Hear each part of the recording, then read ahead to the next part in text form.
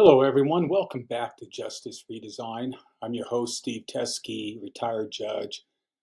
This episode 3 is of a series I dubbed the Compact for Obedience.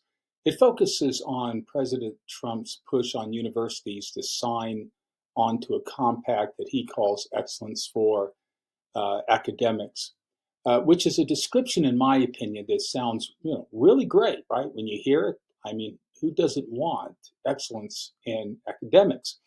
But in my opinion, it is a mask for something not so great. What inspired me to do this series is an op-ed written by Mark Rowan in the New York Times, uh, who I introduced to you, of course, in episode 1, so I won't go through his description right now. But he argues in his opinion piece that the compact is good for universities. Now, I say otherwise, but so do many legal scholars, much broader than me, say the same thing. So in episode 1, I introduced the concept of the compact and, kind of framed the context, okay? And in episode 2, the last episode, we tackled the First Amendment problems, that would occur if the universities went through signing that compact. Now, let's talk about the other half of Mark Rowan's argument in this episode 3, which is economics. Because if this compact were a horse, the constitutional violations would be the soldiers hidden inside. Okay? Hence why I titled this episode The Economic Trojan Horse. But what gets the university leaders to open that gate, okay, to allow the Trojan horse to be brought in? You see, the economics painted on the side. You see, higher cost, bloated administrations, poor outcomes, international students taking all the spots, grade inflation, student debt. It's like he emptied a grab bag labeled Higher Ed Talking Points 2016 to the present. Okay? Now, don't get me wrong. There are problems with our universities. Okay? The question is, what's the better approach to resolving those issues? But here's the twist. Like I said, he's not wrong about the problems, but he's spectacularly wrong about the cure. Remember, I said about the approach. Look, let's talk about the bait and switch. Identify real problems and then propose irrelevant solutions. That's a bait and switch. Rowan starts with genuine issues. Tuition is too high, right? Students graduate with massive debt. Governance structures are sluggish. Some faculty cultures are ideologically rigid. All true, all legitimate concerns.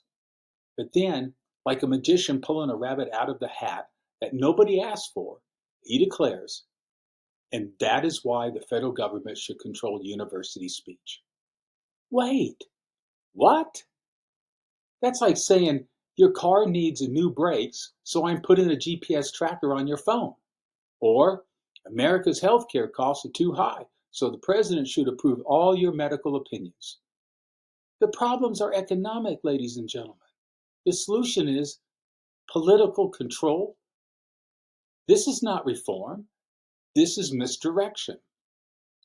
Let's talk about the corporate governance fallacy here. Because Mark Rowan talks about universities the way a private equity CEO talks about underperforming assets. They need accountability. They need standards. They need outside pressure, which is great if universities were subsidiaries. But they're not. They're not businesses in a portfolio. They are constitutional actors, protected by academic freedom, public mission, and in many cases, state constitutions. Rowan's argument is basically this: we should manage universities like we manage corporations. No, no, we shouldn't do that. Because last time I checked, the US government doesn't get to say, Ford, we'll give you subsidies, but only if you refrain from commenting on political issues we dislike. That would be unconstitutional. That would be illegal. That would get laughed out of court. But Rowan wants that exact arrangement for universities. Now, let's switch over to transparency as a euphemism for ideological discipline. Rowan says the compact will bring transparency, it'll bring merit and neutrality. Ah, yes, words that sound wholesome, like farm to table or artisanal. You know, when you read the fine print, though, it's less farm to table and more factory to mouth. For example, universities must be transparent about the economic value of their programs. Okay, fair enough. But what does that have to do with universities cannot take institutional positions on political controversies? Nothing. Absolutely nothing. There is no causal chain connecting the price of sociology degree to banning the university from commenting on voting rights. This is the Trojan horse in action. The outer layer is economics, the inner layer is ideological conditioning. So, this brings me to the illusion of economic leverage. Here's a key point. Rowan makes it sound like universities are fiscally irresponsible children who need dad to step in and take away the credit card. But the federal government is not a parent, and federal funds aren't an allowance. They're part of a national investment in, well, one, scientific research, two, medical breakthroughs, three, technological innovation, and four, economic competitiveness. If Rowan got his way and top universities lost funding for refusing government speech controls, do you know who would cheer? Well, let's start with China. Next, Russia. Every global competitor would be cheering. You know why? Because America's research institutions are not just schools. They are the engine of our economic and scientific dominance. The compact doesn't fix the engine. It takes a wrench to it. So let's move on to the irony here. The private equity complaining about cost inflation. This one's my favorite. A private equity CEO complaining about rising costs in higher ed is like, well, a pyromaniac complaining it's too hot, or a fox writing an essay about chicken coop security, or Uber saying taxi fares are too expensive. Private equity has spent decades consolidating and financially engineering sectors in ways that, well, let's be generous, have not always reduced costs for consumers. So when Mark Rowan suddenly becomes America's budget hawk for universities, forgive me if I squint a little. Now let's look at the real goal. It's control. It's not cost. If you follow the policy breadcrumbs here, it becomes clear. The compact is not about economic restructuring. It's about ideological restructuring. Otherwise, the compact would include things like, number one, caps on administrative bloat. Okay. Two, financial aid expansion. Three, cost index accountability. Four, governance modernization. And lastly, evidence-based efficiency reforms.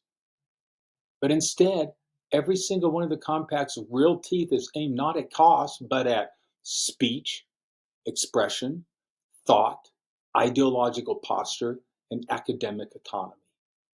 The economics aren't the reason for the compact. They're the excuse. That's why this is a Trojan horse. Economics is the pretty paint on the outside. Inside, a policy army marching straight for the First Amendment. So here's where we are. Rowan identifies genuine economic challenges.